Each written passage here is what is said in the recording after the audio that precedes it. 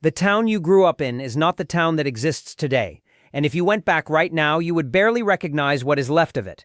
The school you went to may already be closed or one vote away from it. The hospital where you were born may be gone. The grocery store where your mom sent you for milk, the pharmacy, the diner, the hardware store, the main street that used to be full on a Saturday afternoon, all of it is thinner than you remember, and some of it is simply not there anymore. And the people, the ones who waved at you from their porches, the ones who knew your name, most of them have already left, quietly, one family at a time, until the town that raised you became a place you drive through on the way to somewhere else. This is not nostalgia, this is data. Between 2020 and 2025, nearly 500,000 people disappeared from rural America. More than half of every rural county in the entire country is shrinking. And for the first time in the history of the United States, rural America as a whole is losing population, while a country that was 57% rural in 1940 is now only 14% rural, the lowest ever recorded. The young leave first, the births stop, the deaths pile up, and the towns do not collapse in a single dramatic moment. They disappear the way a person fades from a photograph that is left too long in the sun. This video is about where all those people went, why entire American towns are vanishing while nobody is looking, and the one thing that decides whether a town survives or becomes the next ghost town on the map. Because the fall of America is not coming. In thousands of towns, it has already happened.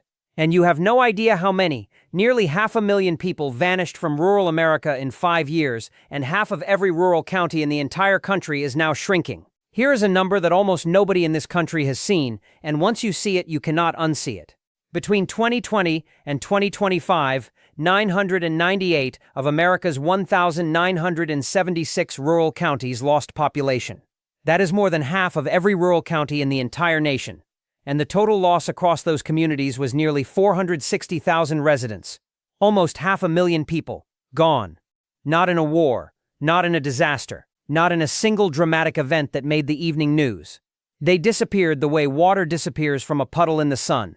Slowly, quietly, one family at a time, until the puddle is gone, and you cannot point to the moment it happened.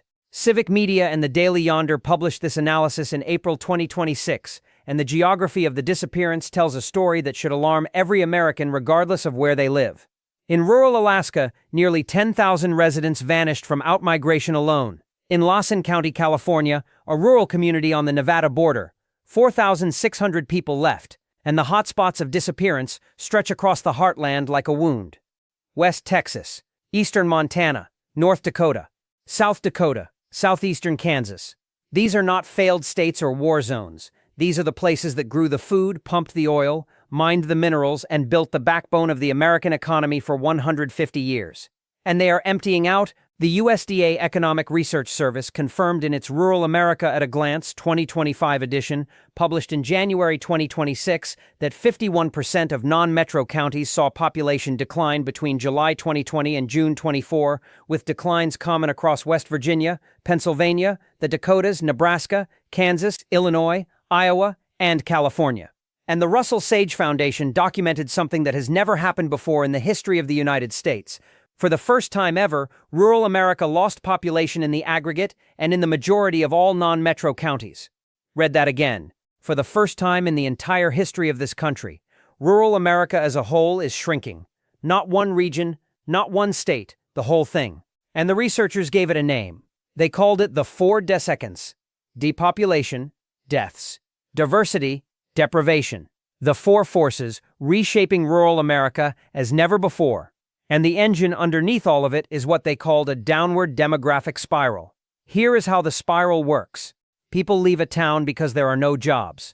When people leave, the tax base shrinks. When the tax base shrinks, the schools, the hospitals, the roads, and the services deteriorate. When the services deteriorate, more people leave because the town can no longer support a decent life. And the fewer people who remain are older, because it is the young who leave first, chasing opportunity in the cities. And when the young leave, the births stop, because you cannot have babies in a town with no young people.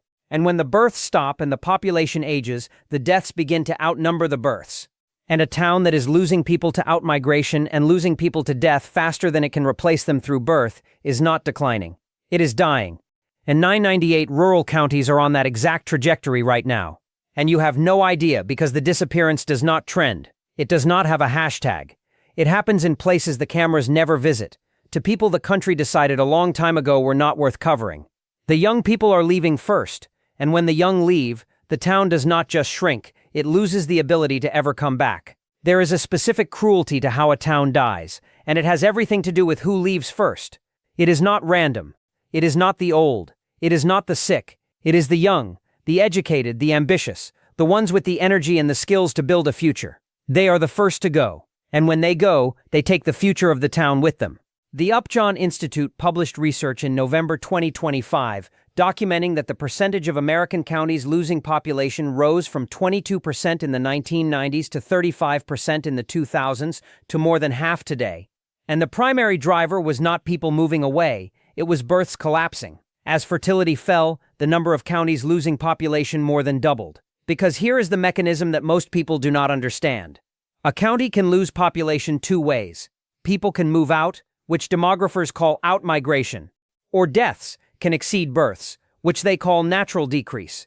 And the most devastating decline happens when both forces hit at the same time, and both forces are driven by the same root cause, the young leaving. When a 24-year-old leaves a small town in Kansas for a job in Kansas City, that town does not just lose one resident. It loses every child that 24-year-old would have had. It loses the family they would have raised. It loses the house they would have bought, the taxes they would have paid, the business they might have started, the school enrollment their kids would have provided, and the decades of economic activity they would have generated. One young person leaving is not a subtraction of one. It is a subtraction of a generation. And the conversation documented that rural areas are hollowing out the middle of the workforce, containing lower percentages of people in the prime working ages of 25 to 54 because of persistent outmigration. The prime working years, the years when people build, earn, spend, and raise families. Those people are gone from rural America, and what remains is a population that skews older, sicker, and poorer every single year. And the USDA confirmed that non-metro populations are aging as the number of older people increases and the number of younger people declines. Now think about what that means for the towns themselves. The high school that had 600 students in 1990 has 180 today, and the district is consolidating with the next town over, which means kids ride a bus 90 minutes each way. The hospital that delivered babies closed its maternity ward because there are not enough births to justify the staff, which means a pregnant woman drives 2 hours to give birth. The main street that had 40 businesses has 12, and half of those are thrift stores and dollar stores because there is not enough disposable income to support anything else. The church that had 300 members has 70, most of them over 65. And the cemetery, which is the one institution in town that is still growing, fills up a little more every year with the people who stayed. This is not a town that is going to recover. A town that loses its young people loses the engine of its own renewal. You cannot rebuild a community with people who are aging out of the workforce and dying faster than the next generation is being born. And there are hundreds of these towns, maybe thousands, scattered across the map of America like dying stars, still emitting light, still on the map, still technically alive, but already past the point where recovery is possible, and the people who left are not coming back. Why would they? There is nothing to come back to. The hospital was the first to go. 46% of rural hospitals are losing money, and 432 are at risk of closing, which means millions of Americans now live 72 minutes from an emergency room instead of 12. Fierce Healthcare opened an investigation in February 2026 with a sentence that splits the country in two. They wrote that there are two kinds of Americans: those who live 12 minutes from an emergency department and those who live 72. And the line between those two Americas is being redrawn every single month as the hospitals in the second America close their doors. The Chartis Center for Rural Health documented that 46% of rural hospitals are operating in the red, nearly half, and 432 are vulnerable to closure right now. Since 2005, 110 rural hospitals have closed permanently, 24 of them in just the last 5 years. And the closures are not evenly distributed. Texas has lost inpatient care in 26 communities. Tennessee in 16. Georgia, Kansas, Mississippi, Missouri, and Oklahoma have each lost it in 11. And the loss is highest across the South from the Carolinas to Texas and up into the Midwest, the exact same geography where the population is disappearing.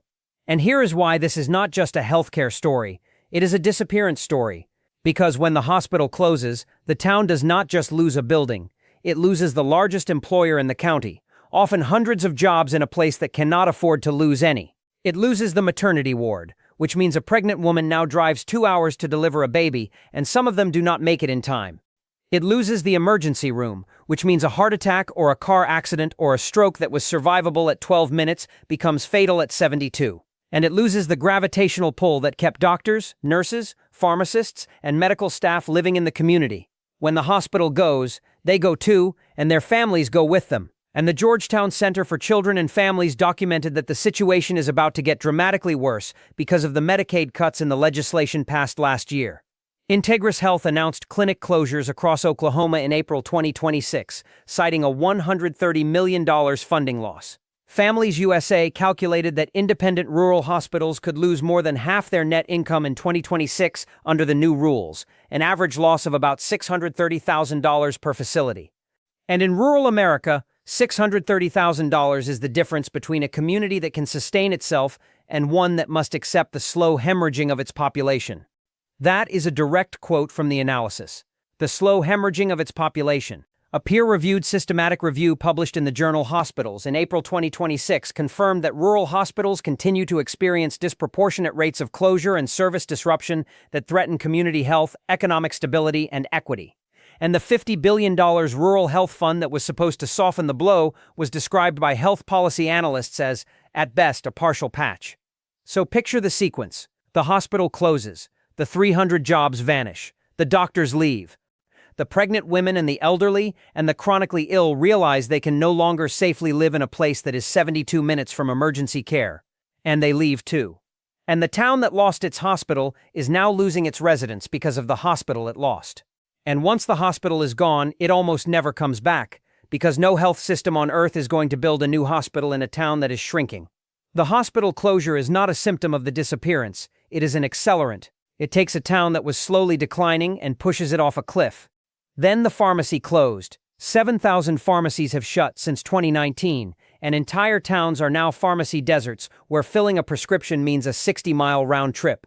Walgreens lost $8 billion in a single fiscal year. Let that number sit for a second, because it explains something that is happening in thousands of American towns right now. When the largest pharmacy chains in the country are hemorrhaging billions, they do not close the stores in wealthy suburbs. They closed the stores in the small towns where the margins were already thin and the customer base was already shrinking. And the result, according to the Associated Press citing University of Pittsburgh data, is that at least 7,000 pharmacies have closed across the United States since 2019. Roughly half of them were independent drugstores, the family-owned pharmacies that had served their communities for generations. CBS News profiled Kempson Rexall Drugstore in Inman, South Carolina, a pharmacy that has been a staple of the community since 1905. The nearest hospital is a half-hour drive away, so when there is a family medical moment, many of the town's 3,200 residents call the pharmacy first. And the owner described cutting hours and doing anything she can to stay alive and keep the doors open, with many sleepless nights.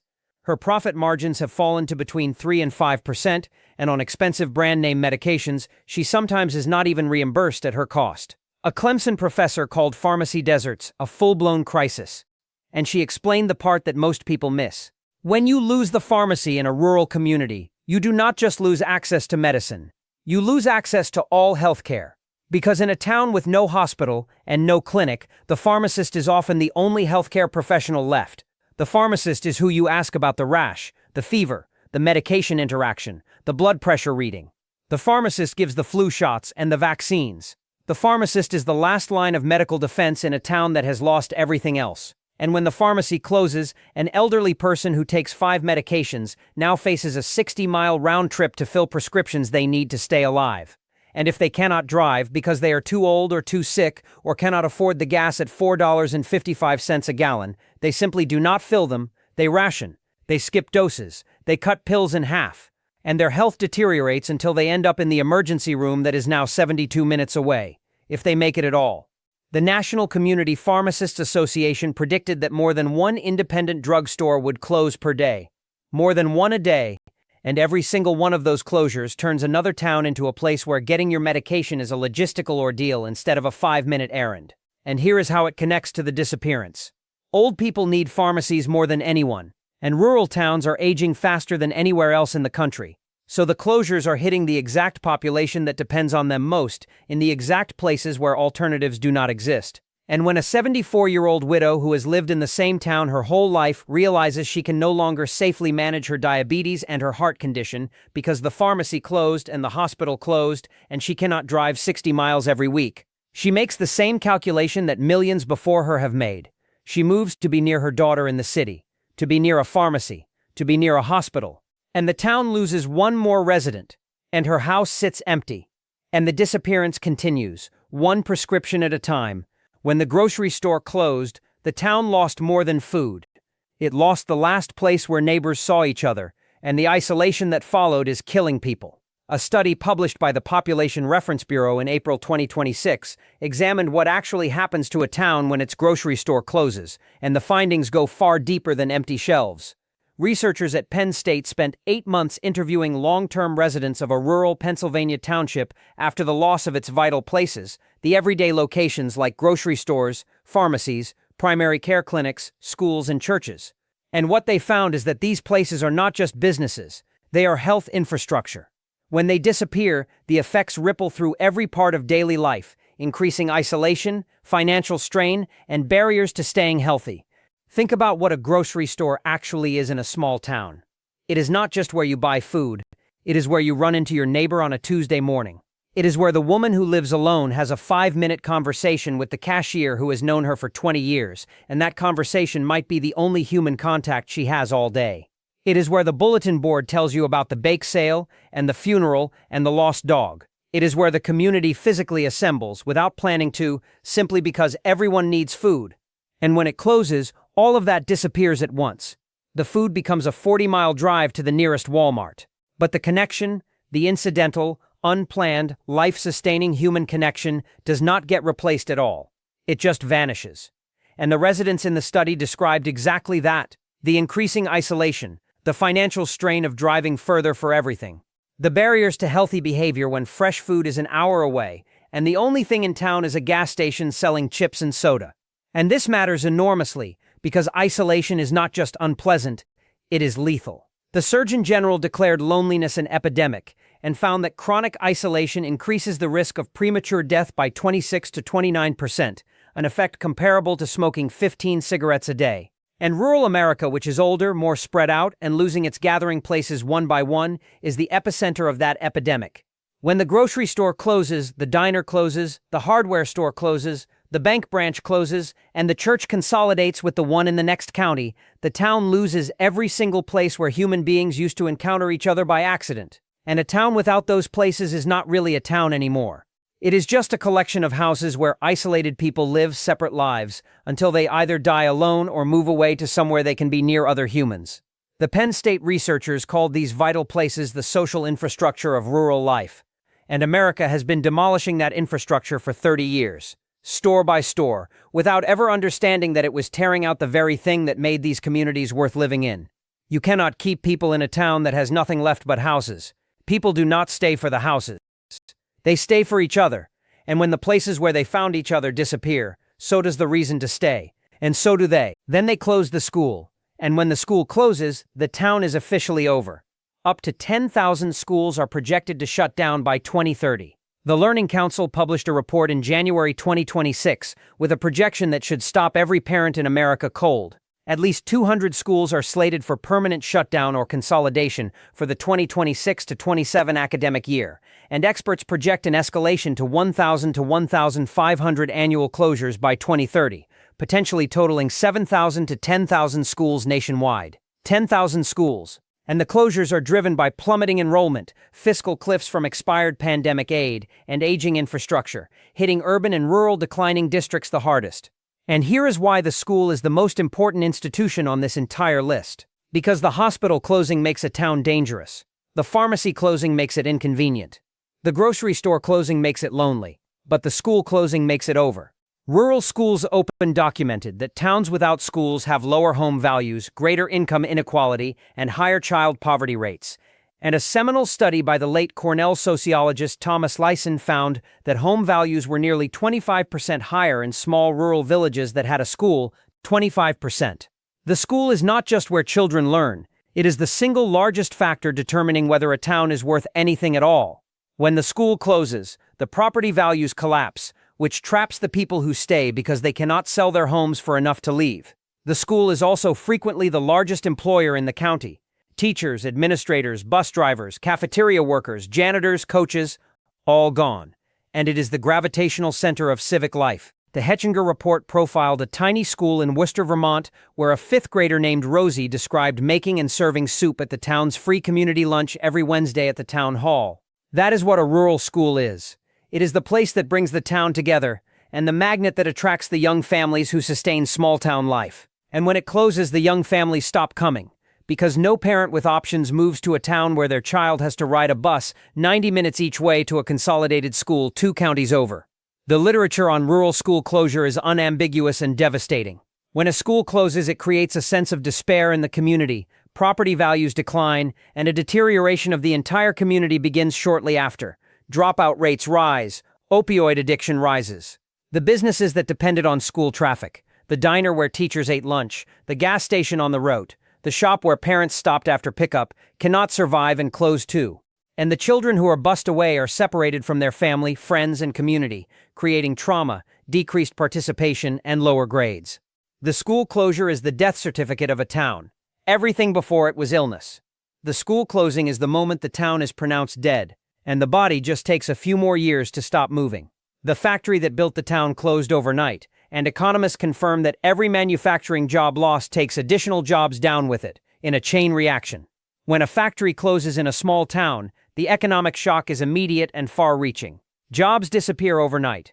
Local supply chains unravel. Municipal revenues collapse. And for the thousands of American communities that were built around a single major employer, the closure is not just an economic event. It is a structural disruption that reshapes the town's entire future and usually ends it. Ridgeview editorial published an analysis in April 2026 documenting the multiplier effect that most people never see. Economists estimate that for every single manufacturing job lost, additional jobs in retail, services, and logistics disappear with it. One factory job is never just one job. It is the waitress at the diner where the factory workers ate lunch. It is the mechanic who fixed their trucks. It is the cashier at the store where they spent their paychecks. It is the teacher whose school was funded by the factory's property taxes. When the factory closes, all of those jobs follow, in a chain reaction that economists have measured and that communities have lived through hundreds of times across the Rust Belt, Appalachia, the textile South, and the rural Midwest. And the cruelest part is what happens to the workers. They were trained for specific roles. The man who ran a particular machine for 25 years has a deep, valuable, irreplaceable skill that is worth exactly nothing the moment the factory that needed it closes. He cannot easily transition to a new industry because there is a skills mismatch, and the retraining programs are frequently underfunded, hard to access, or located in cities he would have to move to anyway. So he faces an impossible choice. Stay in the town where he has lived his whole life, where his house is, where his parents are buried, and accept a service job at half the pay if he can find one at all, or leave. Pack up his family, abandon the house that is now worth half what he paid for it, because the factory that gave the town its value is gone, and start over somewhere else at 50 years old with skills nobody wants. Most of them leave eventually, because staying means watching their savings drain and their dignity erode, and when they leave, the consumer spending that the remaining businesses depended on leaves with them. Demand drops, more businesses close, the tax base shrinks, municipal services get cut. The town becomes less attractive to any new investment, which deepens the challenge, which drives more people out. It is the same downward spiral, triggered by a single corporate decision made in a boardroom hundreds of miles away by executives who will never visit the town they just sentenced to death. And here is the part that connects to everything in this video. The factory closures of the last 30 years did not just eliminate jobs, they eliminated the reason for entire towns to exist. A town that grew up around a steel mill, or a textile plant, or a furniture factory, or a meatpacking facility has no purpose once that facility is gone. It was built for one thing, and when the one thing leaves, the town is left standing there full of houses and people and memories with no economic reason to continue existing, and the people inside it slowly come to the same realization the workers did. There is nothing here anymore, and one by one they disappear.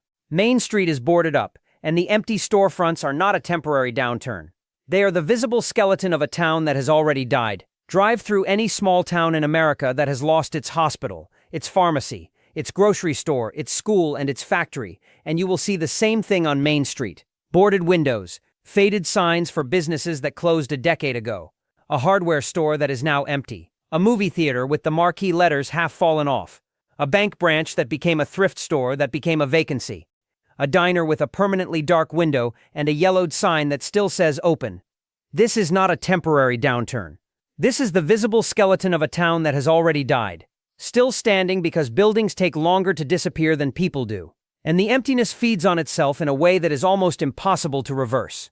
When half the storefronts on Main Street are vacant, the businesses that remain cannot survive, because foot traffic collapses, because there is no reason to come downtown when there is nothing to come downtown for.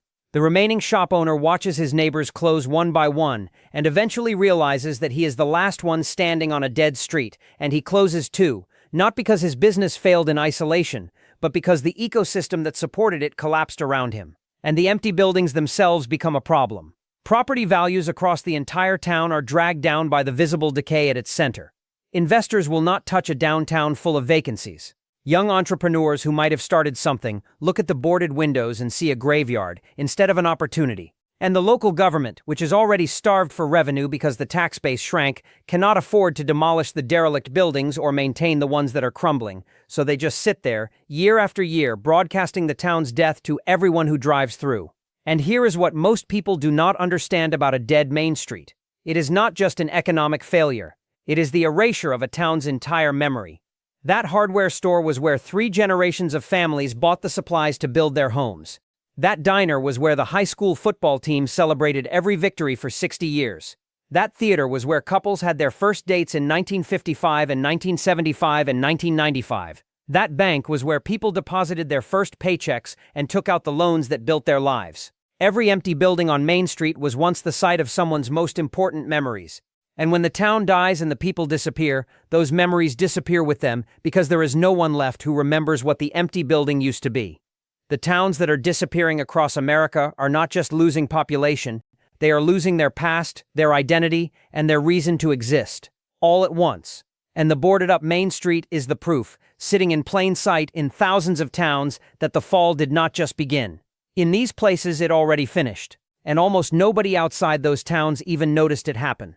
America is now only 14% rural, the lowest in recorded history, down from 57% in 1940, and the ghost towns are no longer a curiosity, they are a forecast. Here is the number that ties this entire story together and reframes everything you have just heard. After the 2020 census, America's population was only 14% rural, the lowest on record, down from 57% in 1940. In the span of a single lifetime, this country went from a nation where the majority of people lived in small towns and rural communities to a nation where fewer than 1 in 7 do. That is not a gentle demographic drift. That is one of the largest internal migrations in human history, and it is still accelerating. And a USA Today opinion piece profiled what it looks like on the ground in Potosi, Wisconsin, a town tucked into the bluffs of the driftless region near the Mississippi. Potosi once had 5,000 residents as a mining and farming town in the 1800s. Today it has just a few hundred. A resident named Mick Walsh remembered the sequence exactly the way this entire video has described it. The brewery closed in 1972. The machinery dealers went around the same time as the farming community struggled. The Ace Hardware owner watched his customer base shrink. The drugstore closed, both barbershops closed, and Walsh said the words that should be the epitaph for rural America. It all just multiplies. It is hard to see. The former village president recalled standing there wondering, what would happen? We did not want this to be a dying community. But the people followed the exit ramps, especially the young people, and with them went the volunteers, the taxpayers, the families with children to fill the classrooms, and the new ideas to reverse the decline.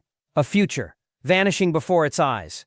And here is where it gets genuinely chilling. America already has thousands of ghost towns, places that were fully abandoned when the economic reason for their existence disappeared.